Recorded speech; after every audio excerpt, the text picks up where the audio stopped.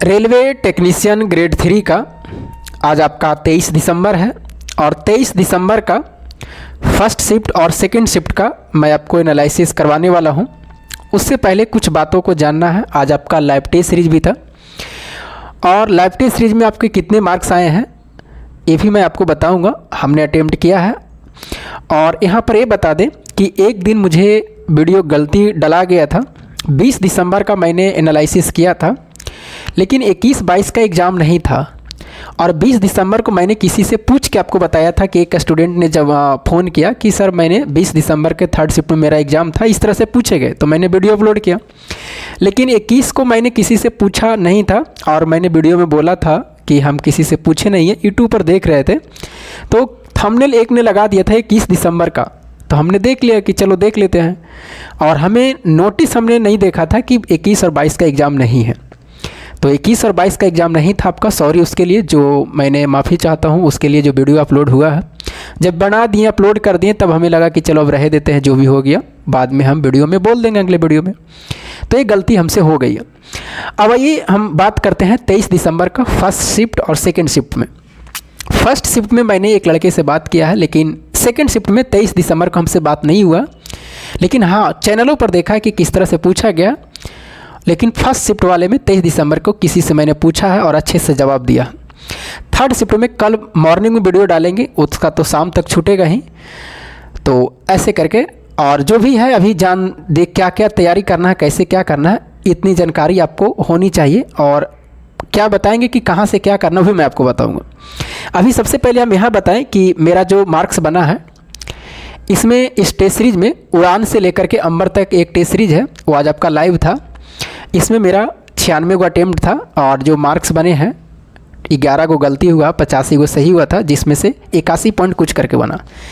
इसमें जो उड़ान से लेकर के अंबर तक जो ये टेस्ट सीरीज लाइव है, अगर आप लोग दिए होंगे तो कमेंट करके बताइएगा कि हाँ सर इतने मार्क्स बने।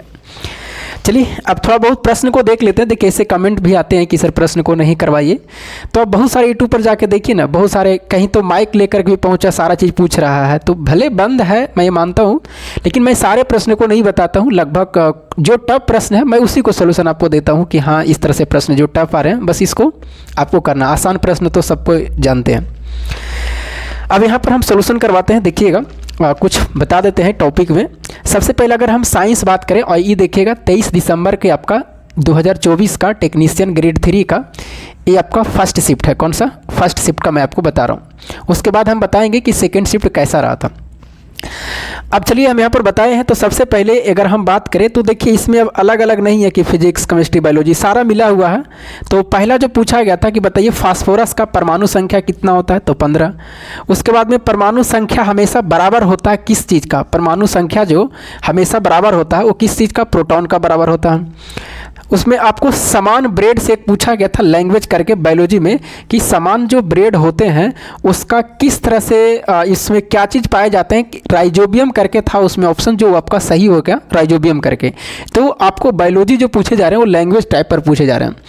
और हम बताएंगे लास्ट में कि बायोलॉजी में कौन कौन सी चैप्टर को आपको जानना है, ये हम आपको लास्ट में बता देंगे। और फिजिक्स में भी, क्योंकि यहाँ से प्रश्न बहुत ज़्यादा रह रहे हैं। उसके बाद में आपको एक था न्यूमेरिकल था और हर शिफ्ट में 3 न्यूमेरिकल 4 न्यूमेरिकल डाल रहे हैं, इतना से ज़्यादा नहीं, किसी में 3 किसी में 4 रह रहे हैं। एक आसान है, 2 थोड़ा सा कैलकुलेशन करने पर है। इसमें करंट दिया हुआ था कि करंट आपका जो है 1 एम्पियर है। कितना है? 1 एम्पियर है। और उसके बाद में आपको टाइम 8 मिनट दिया हुआ था और आपसे चार्ज पूछा जा रहा था, क्यू का मान पूछा जा रहा था। तो ये तो आसान है, आपसे बन जाएंगे। अगला जो आपको था कि एक न्यूमेरिकल और था कि 5 केजी द्रव्यमान का एक पिंड है, 5 केजी द्रव्यमान की एक पिंड है, 5 केजी है और ऊंचाई जो इसमें है 5 मीटर ऊंचाई से इसको गिराया जाता है। तो इसका ऊर्जा क्या होगा ये आपसे पूछा जा रहा है कि ऊर्जा बताइए कौन सा होगा। स्थिति जो आपसे पूछा जा रहा था या शायद लैंग्वेज में ऊर्जा ही दिया हुआ था, तो अब तो डिपेंड करता है प्रश्न पर। ये भी आसान था, ये भी आसान था न्यूमेरिकल। एक आपका आईपीएससी नेम पूछा गया था कि C3H5OH का आईपीएससी नेम क्या होंगे। तो आईपीएससी नेम भी पूछ रहा है, तो यहाँ से भी देख लीजिएगा कि आईपीएससी नेम किस तरह से लिखते हैं, कैसे नामांकन करते हैं। तो हो सकता है अगर आपसे पूछा गया तो बन जाएंगे। उसके बाद में 1 यूनिट बराबर आपसे पूछा गया था कि 1 यूनिट बराबर कितना KWH में कुछ करके इस तरह से प्रश्न थे। तो यही सब सवाल थे ये आपको साइंस में, और भी सवाल तो हमें नहीं मिला। हाँ, एक आपको गति से आपको प्रश्न था कि गति से आपके था कि V बराबर U प्लस 80 से जो होते हैं 3 समीकरण जो होते हैं ना, वहाँ से कुछ सवाल आपको बन रहे थे। बाकी लैंग्वेज के और भी था, आपको एक सवाल थे लैंग्वेज में आपको लेंस दर्पण से दिया हुआ था, और एक सवाल आपको था यहाँ से कि जैविक जनन से था। तो आपको जो लैंग्वेज का सवाल बन रहे हैं वो आपको बायोलॉजी में ज़्यादा करके बन रहे हैं। तो इसके लिए आपको क्या करना है, यहाँ पर ध्यान देना आपको है कि बायोलॉजी में अगर आपको यहाँ पर देखा जाए तो मैं आपको बता दूँ कि बायोलॉजी में आप ध्यान दीजिएगा कि कुछ चैप्टर है, जैसे चैप्टर में है जैव प्रक्रम।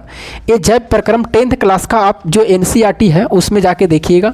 और अभी आपको जो रिवीजन करना है सिर्फ और सिर्फ 10th क्लास का ही ज़्यादातर कब करना है। जितने भी सारे चैप्टर उसमें है, जितना बार हो सके जब तक आपका एग्जाम है उतना बार आप देख लीजिए जो भी उसमें चैप्टर है। लेकिन कुछ चैप्टर हाईलाइटेड है उसको देख लेना है, जैसे जैव प्रक्रम हो गया। उसके बाद में जीव जनन कैसे करते हैं, जीव जनन कैसे करते हैं, इससे भी सवाल पूछे जा रहे हैं।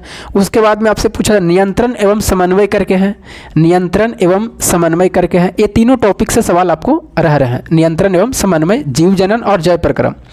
उसके बाद में फिजिक्स में आपको प्रकाश के प्रवर्तन और अपवर्तन, जो फिजिक्स में आपको सवाल है वो प्रकाश के प्रवर्तन और अपवर्तन से आपको सवाल रह रहे हैं, तो ये आपको बढ़िया ढंग से देख लेना है। उसके बाद में विद्युत से आपको सवाल रह रहे हैं, तो यहाँ से देख लेना है। तो ये सब हाईलाइटेड चैप्टर है, इसको बार बार आपको क्या करना है, देखते रहना है। बाकी तो सब जितने भी सारे आपको NCERT में 16-17 चैप्टर हैं, सब सिर रह रहे हैं 1-2 प्रश्न, और उसी को मिला करके लगभग 40 प्रश्न बन रहे हैं टोटल NCERT से करके। अब आइए करेंट अफेयर्स में। इस बार देखिए करेंट अफेयर्स जो ALP में पूछा गया था वो अलग ढंग के पूछा गया था, लेकिन इसमें करेंट अफेयर्स है ना जो कुछ बनने वाले हैं, और अगर आप 10 गो में से अगर 3-4 गो भी बनाते हैं तो मेरिट में बहुत ही आपको काम देगा। तो इसके लिए करना क्या है कि करेंट अफेयर्स के लिए कि जो अभी जो पूछा जा रहा है, देख रहे हैं कि इसमें जितने भी सारे करेंट अफेयर पूछे जा रहे हैं अभी से 3 से 4 महीने में, 3 से 4 महीने में जो नया नया नियुक्ति हुआ है ना, इससे ज़्यादा आपको 2-3 सवाल रह रहे हैं। तो अगर यहाँ से 3 से 4 महीने वाले अगर आप देख लेते हैं, जितने भी ओलंपिक, पैरा ओलंपिक, नोबल ये सब होते हैं जो भी है, तो ये सब अगर देखते हैं अवार्ड वगैरह ये सब, फिल्म वगैरह ये सब, तो यहाँ से सवाल 1-2 रह रहे हैं। मुख्यमंत्री ये सब जो भी है आपको देख लेना, मुख्यमंत्री भी पूछा, हरियाणा का मुख्यमंत्री करके पूछा है शायद। तो एक आपसे पूछा गया है कि 38वीं जो महाराष्ट्र का 38वीं महाराष्ट्र राज्य का जूनियर चैंपियन कहाँ हुआ था, तो ये आपसे पूछा था, तो ये आपको पुणे में हुआ था।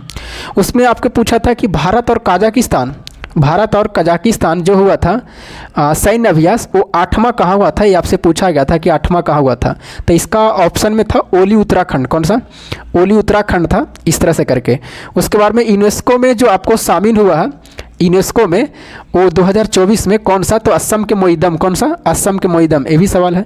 तो इसमें देखिए जो बनने वाला अगर हम में रहता सवाल तो ये भी बना देते, ये तो नहीं बना पाते। हाँ, ये नहीं बना पाते। इसमें आपको 38वां महाराष्ट्र वाले मार देते पुणे वाला, लेकिन ये वाला भी बनाते, ये नहीं बना पाता भारत कजाकिस्तान वाला।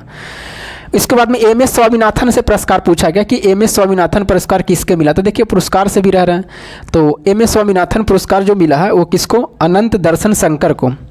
केंद्रीय बजट, देखिए बजट से हमेशा सवाल एक रह रहा है, हर एक शिफ्ट में रह रहा है, चाहे वो 2nd शिफ्ट रहे, 3rd शिफ्ट रहे। और इसमें पूछा गया था कि केंद्रीय बजट जो अभी पेश किए वो निर्मला सीतारमण, वो 7वीं बार जो पेश किए, इस तरह से कुछ पूछा गया था कि कैमी बार पेश किए, या निर्मला सीतारमण का नाम ही पूछा गया था, जो भी हो। तो इस तरह से रह रहे हैं सवाल, और करेंट अफेयर्स लगभग 3 बनने वाले आ रहे हैं 10 में से। तो आपको अभी जितने भी सारे 2-3 महीना पहले करेंट अफेयर्स है, चाहे वो अवार्ड से हो, चाहे फिल्म वगैरह से हो, चाहे मुख्यमंत्री राज्य का हो, या बजट का, आपको बहुत बार देख लेना बजट से प्रश्न रह रहा, भारत का रत्न, नोबेल पुरस्कार, उसके बाद में ओलंपिक हुआ है, पैरा ओलंपिक हुआ है, ये सब हाईलाइटेड है। यहाँ से आपको देखना जरूरी है करेंट अफेयर्स में। अगर आप इस सब बार बार देखते हैं तो कुछ न कुछ 2-3 सवाल आपको फंस जाएंगे। बाकी इस 10 सवालों में 7 सवाल किसी से नहीं बन रहे हैं, 3 सवाल जानने लायक आ रहे हैं, लेकिन ALP में तो ये भी नहीं बन रहे थे, 1-2 बन रहे थे। इसमें आपको 3 शायद बनने वाले आ रहे हैं करेंट अफेयर्स, तो ध्यान देना, क्योंकि एक नंबर के चलते आपको मेरिट बनेगा इसमें। तो ध्यान रखना, जितना हो सके आपको प्रयास करना है कि हम नंबर लाए ज़्यादा से ज़्यादा। और अटेम्प्ट की हम बात करें तो आप भी चैनल पर देख रहे हैं, अटेम्प्ट वही किसी का 90+ रह रहा है, ज़्यादा नहीं, लगभग 100 गो में तो 4-5 है तो 90+ जा रहे हैं, बाकी 80 और 90 के बीच में रह रहे हैं ज़्यादा करके, और 70 और 80 के बीच में सबसे ज़्यादा, 80-90 के बीच में 20% मान लीजिए, 1-2% ज़्यादा नहीं, 1-2% 3% मान लीजिए 90 से प्लस, और बाकी इधर जितने भी सारे हैं फिर इधर आपको आ जाएंगे 70 से नीचे। तो आपको अटेम्प्ट वही लेना है जो आप जानते हैं, और आपको इतना अटेम्प्ट करना है कि कम से कम 75% के राउंड में हम रह जाएं कट छट के, बस इतना आपको ज़रूर करना, ध्यान में ज़रूर रखना।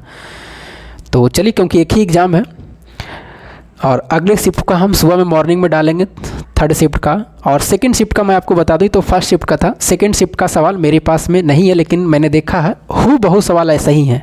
जहां से इसमें पूछा गया, जिस तरह से सवाल पूछे गए बस उसी टाइप पर पूछ रहा है। करेंट अफेयर्स भी वही टाइप पर रह रहे हैं, उसमें भी बजट का सवाल था सेकंड शिफ्ट में, मुख्यमंत्री एक हरियाणा का पूछा गया था शायद उसमें।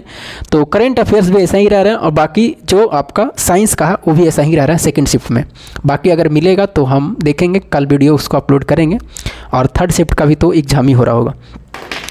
तो चलिए, बाकी आपकी राय क्या है कमेंट करके हमें ज़रूर बताइएगा, और मार्क्स बता दीजिएगा आपके कितने मार्क्स आए थे इस टेस्ट सीरीज़ में। और बाकी आराम से निश्चित से एग्ज़ाम दीजिए और अच्छे मार्क्स लाइए। और मेरा एग्ज़ाम 27 का है, बाकी धीरे धीरे अब एग्ज़ाम ख़त्म होने वाले हैं, कल नहीं परसों हम निकल जाएंगे हम भी एग्ज़ाम यहाँ नासिक से देने के लिए। तब तक के लिए जय हिंद।